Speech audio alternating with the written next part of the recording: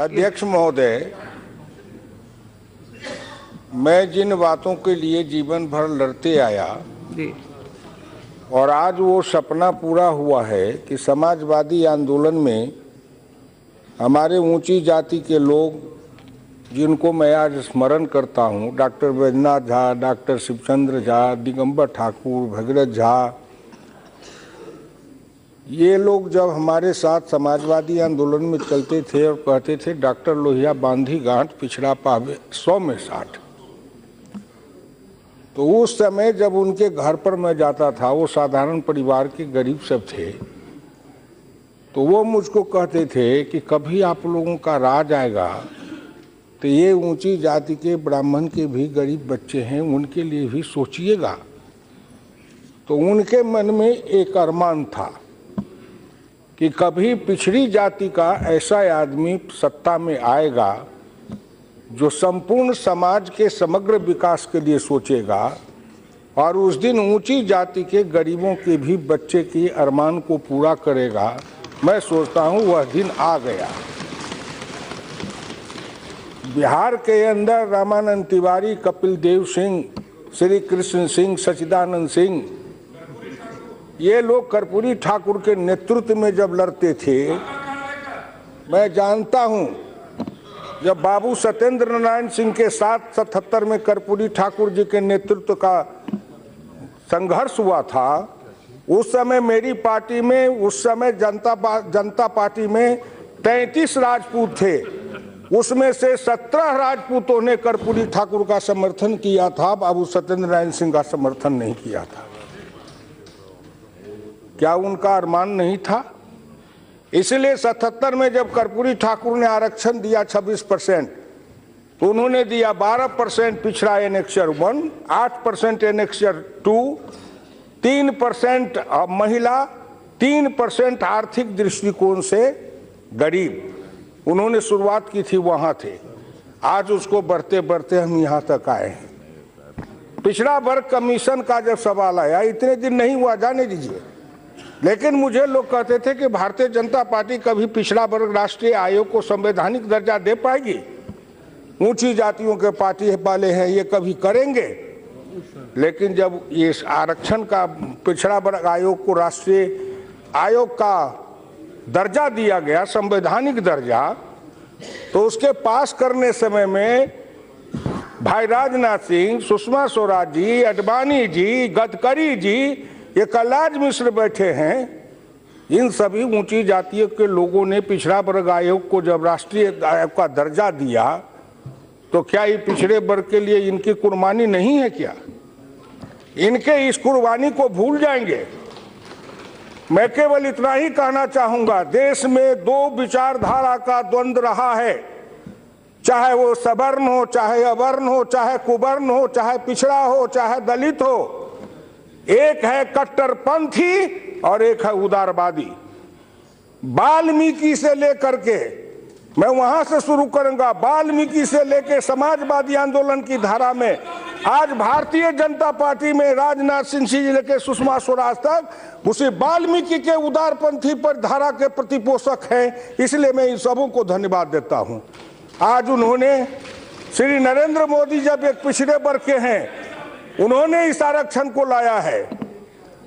जिस समय कर्पूरी ठाकुर के नेतृत्व में अध्यक्ष जी और हमारे साथियों, ऊंची जाति के साथियों, मुझे कंधा पर लेकर नेता बना रहे थे, आज इस सदन में गरजने वाले लोग हैं, उनका कहीं जन्म भी नहीं हुआ था। हमने क्या क्या नहीं भोगा और उसको भोगते हुए यहां तक आए, हमने सब देखा।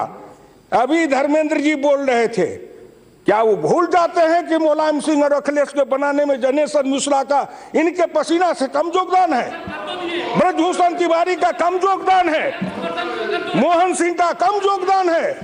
राजनारायण का कम योगदान है? क्या बात करते हो? क्या बात करते हो? धन्यवाद दो उनको। ये ऊंची जाति के लोगों को डॉक्टर लोहिया ने कहा था कि अब नमक बन जाओ, खाद बन जाओ, तब आपके इस खाद पर, इस नमक पर पिछड़े और दलित समाज के कमल खिलेंगे। जो उन्होंने खाद बनने का काम किया, पसीना देने का काम किया, परिश्रम देने का काम किया, आज पिछड़े दलित के हाथ में सत्ता आई है, तो उन गरीब ऊंची जाति के गरीब बेटे के आंख के आंसू नहीं पोंछोगे तो ये राजनीतिक पाप होगा। इसलिए मैं आपसे प्रार्थना करता हूं, जरा उदार बन के सोचो। कट्टरपंथी धारा का मैं सब दिन से विरोधी रहा हूं। कट्टरपंथी कोई भी धारा हो, चाहे सांप्रदायिक हो, चाहे धार्मिक हो, चाहे राजनीतिक हो, ये कट्टरपंथी जातवाद की धारा से मैं लड़ते आया।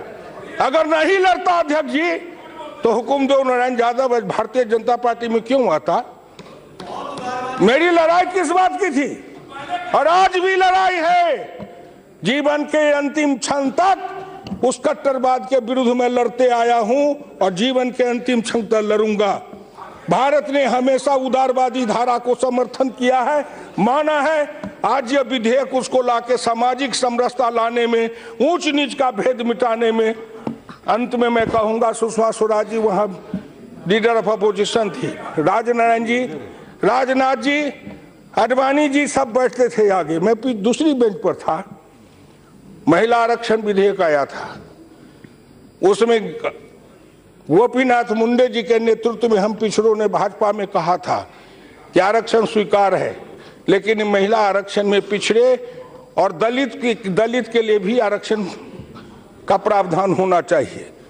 माननीय अडवाणी जी के अपने घर पर सबको बुलाए, पार्टी में सहमति बनी, उस विधेयक में आया कि साहब इनको मिलना चाहिए। लेकिन जब कभी हम पिछड़ा की बात डालते हैं तो कांग्रेस पार्टी उसमें टांग लगा देती थी कि इसमें अल्पसंख्यक भी घुसाओ, अल्पसंख्यक भी घुसाओ। माने इनका पिछड़ा से क्या दुश्मनी है, मुझे समझ में नहीं आया। आजाद भारत में मैं कांग्रेस पार्टी से पूछना चाहता हूं कि इन्होंने अखिल भारतीय स्तर पर पिछड़ी जाति का एक भी नेता पैदा किया हो तो बताओ। प्रादेशिक स्तर पर किए हुए हो तो बताओ। आपने पिछड़ी जाति का इसलिए विरोध किया कि गैर कांग्रेसवाद की राजनीति का विरोध करने वाला सबसे अग्रिम पंक्ति में पिछड़ी जाति का था। मुनियप्पा जी हाथ उठाओ। पीछे पीछे ढोल बजाने वाले की गिनती नहीं होती है, गिनती होती है जो आगे चलता है। आगे कौन था, क्या मिला आपको? इसीलिए मैं अपनी वाणी को विराम देते हुए आज हिंदुस्तान में इस लोकसभा टीवी पर करोड़ों लोग इसको देख रहे हैं। पिछड़े देख रहे हैं, दलित देख रहे हैं, सवर्ण देख रहे हैं, सब सुन रहे हैं। मैं उन सबों से हाथ जोड़ के प्रार्थना करता हूं कि आओ, श्री नरेंद्र मोदी ने जिस उदारवाद की धारा बहाई है उस उदारता को लेकर चलो। सबका साथ सबका विकास। अगर उज्ज्वला योजना में गैस बांटा गया तो सबसे ज्यादा पिछड़ा है, दलित है, अनुसूचित जाति है, मुस्लिम है, कहा उसमें कोई विवाद है। इसलिए जितने भी सरकार की योजना है सब गरीबों उन्मुखी है, झोपड़ी वाले के लिए है, गरीब के लिए है, निर्धन के लिए है, निर्बल के लिए है। आज ऊंची जाति के निर्बल और निर्धन के लिए भी यह आरक्षण का विधेयक आया है। मैं उसका समर्थन करता हूं, स्वागत करता हूं और देश के करोड़ों नौजवानों को कहता हूं, उठो, नए भारत के निर्माण के लिए एक नया सूरज का उदय हुआ है। नरेंद्र मोदी जी के नेतृत्व में इस सूरज का अभिनंदन करो और इस समाज को सबको मिला के आगे बढ़ाओ। धन्यवाद।